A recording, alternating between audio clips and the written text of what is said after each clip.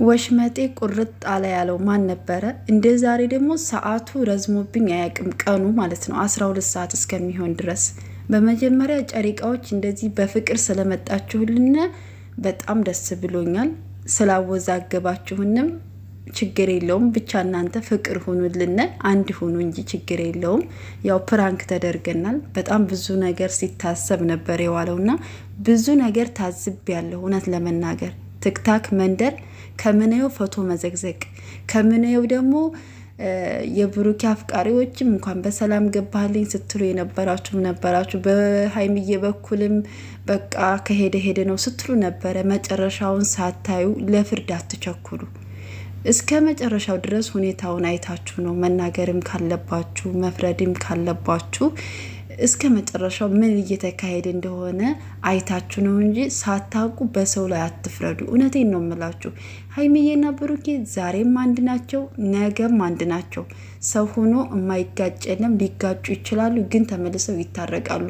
የሆነች ክፍተት አገኘን ብላችሁ ለመግባት የምትፈልጉ ሰዎች ካላችሁ እውነት ተስፋ ቁረጡ። መቼም አይሳካላችሁም። እኔ በጣም ብዙ ነገር አይቻለሁ ዛሬ ቲክታክ ላይ ማለት ነው። ዩቱብ ላይም ሳይብ ነበር እና ስትሳደቡም ነበረ። ስድብነ ምን አመጣው? እኔ ጧት ላይ ቪዲዮ ስሰራ ምን ብዬ ነበረ?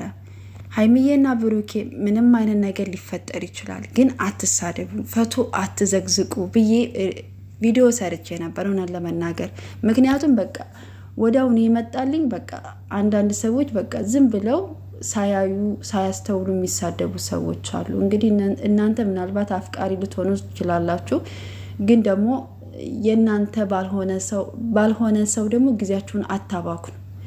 አንድ ወንድ ለአንድ ሴት ናት፣ አንድ ሴት ደግሞ ለአንድ ወንድ ነው። አለቀ ታሪኩ።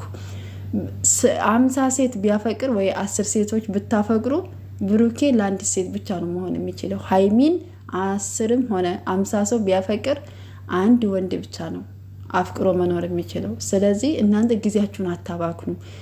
ብሩኬን የምትወዱት የምታፈቅሩት ከሆነ እሱ የሚወደውንና የሚያፈቅረውን ሰው ውደዱለት። ፍቅር ማለት የሚወዱት ሰው የሚወደውን ህይወት እንዲኖር ፍቀዱለት ወይም ውደዱለት። እንደዛ ነው የሚመስለኝ አይደለ? ቤተሰብ የሀይሚንም እንደዛው የምትወደውን ውደዱላት። እንደዚህ እየተከፋፈላችሁ ብሩኬ ሀይሚ ምናምን እያላችሁ አትከፋፈሉ። እናንተ በሰው ሀገር ላይ ነው ያላችሁት። ምን እንደሚያጋጥመን አናቅም። ነገር ዛሬ በብሩኬ ላይ የምንፈርድ ወይም በሀይሚ ላይ የምንፈርድ የሆነ ነገር ሲያደርጉ አንቺ እንድነሽ አንተ እንድነህ እያልን ፈቶ የምንዘቀዝቅ የቤተሰብ ፈቶ የምትዘቀዝቁ ሰዎች ካላችሁ ባካችሁ ይሄን ነገር አስተካክሉ ማለት ፈልጋለሁ። ብቻ በጣም ደስ ብሎኛል ቤተሰቦቼ በያላችሁበት ሰላማችሁ ይብዛልኝ። ለዚህ ቤት ደግሞ አዲስ የሆናችሁ ላይክ፣ ሰብስክራይብ እያደረጋችሁ አበረታቱኝ። ለምታበረታቱኝ አመሰግናለሁኝ። የእውነት በጣም ደስ ብሎኛል በፍቅር ስለመጡ እግዚአብሔርን በጣም ደስ ብሎኛል። በጣም ጨንቆኝ ነበር የዋለውና ብቻ ፈጣሪ መጨረሻቸውን ያሳምርልን። ደስ ብሎኛል።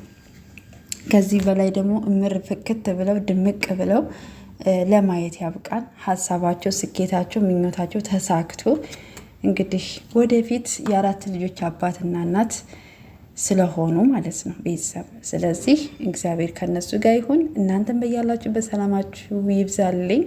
ግን ነገሮችን ቶሎ ብላችሁ ለመፍረድም ለመወሰንም አትቸኩሉ። አንዳንድ ሰዎች ማለት ነው እስከ መጨረሻው ነገር አይታችሁ ብትፈርዱ የተሻለ ነው ብዬ አስባለሁኝ። ሰብስክራይብ እያደረጋችሁ ቤተሰብ ሁኑ። አመሰግናለሁ። መልካም ጊዜ ይሁንላችሁ።